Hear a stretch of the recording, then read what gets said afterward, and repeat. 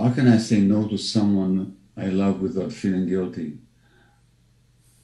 My brother has a gambling addiction and I can't say no when he asks for money.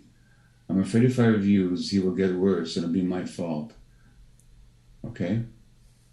Now, your question is, how can I say no to someone without I love without feeling guilty? You know what the answer is? You can't. You can't. Because you're programmed to feel guilty when you say no. So you can't say no without feeling guilty. The question is, can you accept the feeling of guilt? Because you're going to feel guilty. But what do you feel when you don't say no? You feel resentment.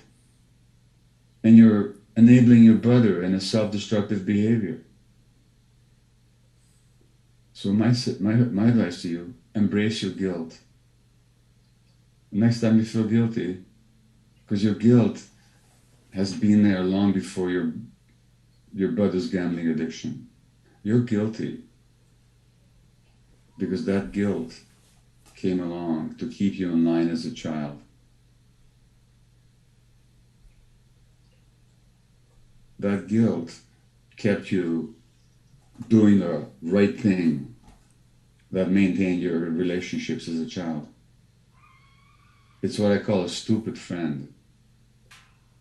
A friend because it tried to keep you in line and maintain your relationships, but it's stupid because it can't learn that you're no longer that child. So the next time you feel guilty, say hello to it. There you are, guilt. Thank you very much. You're still trying to keep me in line. You're still trying to keep me in line, but I don't need you anymore.